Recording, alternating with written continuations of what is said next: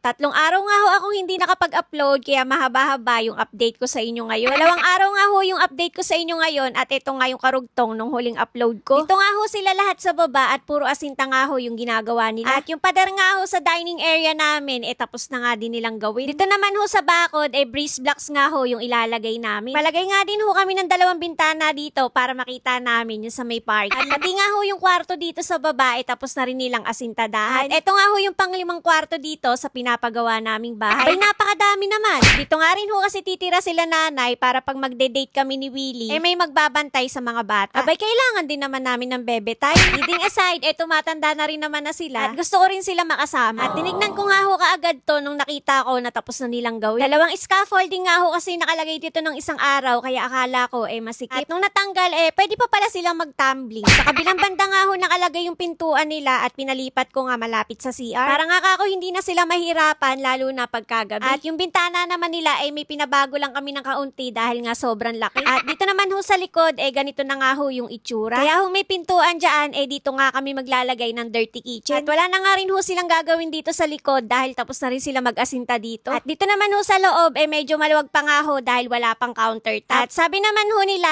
maluwag pa nga daw ho ito at kahit magkaroon ng countertop hindi naman daw ho sisikip. Abay, dapat lang. Dito na nga lang ho sila nag-aasinta sa may bandang living area. At pati nga ho yung sa firewall isasara na nga din ho nila. Dito naman ho sa may hagdan sa may paakyat na nga ho sila nagkakamada ng mga bakal. At paglabas ko nga ho napansin ko tong mga aso na ginawang pahingahan yung bundok ng buhangin. Abay, parang nasa beach lang. Kinabukasan nga ho ganito na nga ho yung itsura sa harapan ng bahay. Maaga nga ho ulit nagpunta si Willie dito para tingnan yung mga nagagawa na nila. At wala nga din ho kasi si Foreman dahil nagbakasyon nga ho. Pero 5 days lang naman daw siya mawawala. At wala naman daw dapat isipin dahil meron naman daw hong foreman din dito. Abay, sa tingin ko nagbebe time lang din to si foreman. Bali, 8 nga lang ho silang gumagawa dito dahil yung iba absent din. At sa tingin ko madaming isisilang ng November. Ito nga ho sa pinto ng lanay gusto ko sanang ilagay yung sliding door na natutupi. Ang kaso mga kasagabal nga daw ho sa gilid. At medyo pricey nga din daw ho. Ito naman ho sa maid's room patapos na nga rin ho nilang asintadahan. May sariling toilet and bath nga din ho ito kaya para siyang prinsesa dito. Abay, sana may pampasahod pa kami pagkatapos nito.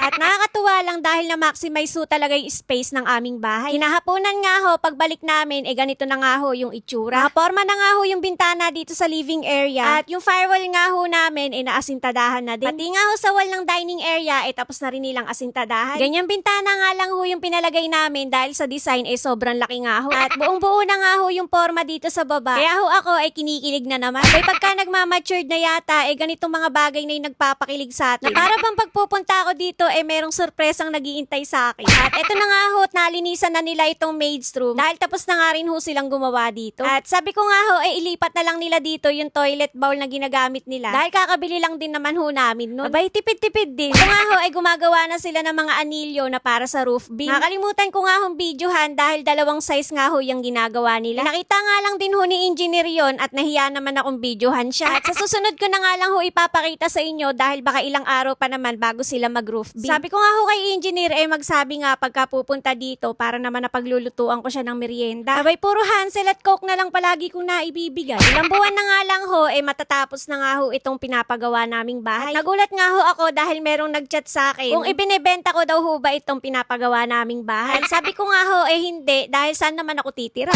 Tagal-tagal pa naman daw ho itong gagawin at baka makapag-isip-isip pa nga daw ho ako. Abay, nakakatuwa lang dahil merong nagkaka-interest dito sa pinapagawa naming bahay. Abay, madami na namang magagalit niya. At kung totoo man yun o hindi, naikwento ko lang naman. Abay, kung offeran ako ng maganda-ganda, bakit hindi? Char. Bago nga ho sila umuwi, ganito na nga ho yung mga nagawa na nila. May nadagdag nga hong isang patong ng hollow blocks dito sa likod ng bakod. Siguro hinabol lang nila yung natirang simento. At dito naman ho sa loob, tapos na lahat ng pag-aasintada nila. At ganito na nga rin ho yung itsura ng cute size namin na bodega. Pati nga ho etong CR sa ilalim ng hagdan. At pati nga ho itong kwarto sa baba, tapos na rin nilang lagyan ng mga hollow blocks. Itsurang bahay na nga ho ito dito sa labas at bubong na nga lang ho yung kulang. Konting hinga na nga lang ho ng malalim at malapit na nga ho itong matapos. At sabi nga ho nila sa finishing, marami-rami pa nga daw ho yung kakainin netong gastos. Tiwala lang. Kaya sa mga susunod na upload ko nga ho, nasa second floor na nga ho ulit sila. Gagawa na nga ho kasi sila ng roof beam. At pagkatapos nga ho nun, trusses naman ho yung gagawin nila. Kompleto naman na kami ng materyales at yung pinakabubong na nga lang ho yung bibilin namin. At ngayon ko nga lang ho nalaman na kung saan ka pala bibili ng bubong, sila din pala yung magkakabit nun.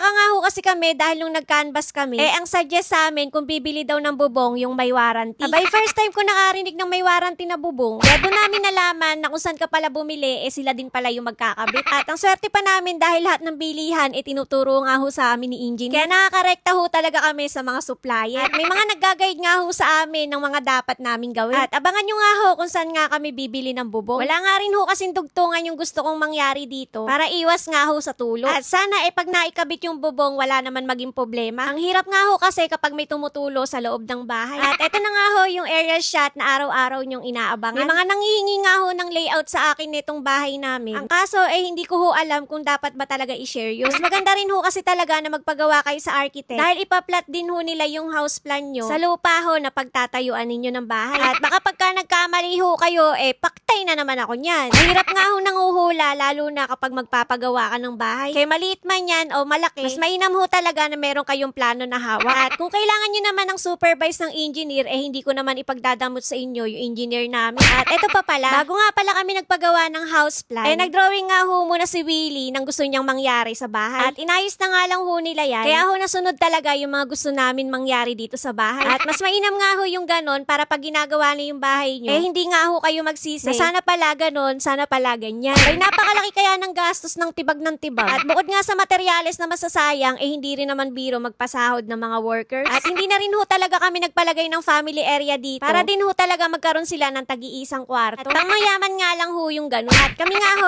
mayaman lang naman sa kwento. 2 araw na nga ho itong in-upload ko kaya wala na nga ho akong utang sa inyo. At sobrang haba na nga din ho neto, baka nabitin pa nga kayo. Kaya hanggang dito nga ho muna ulit yung update ko sa inyo ngayong araw. Kaya naman, wag mong kakalimutang i-follow. Bukas na lang uli.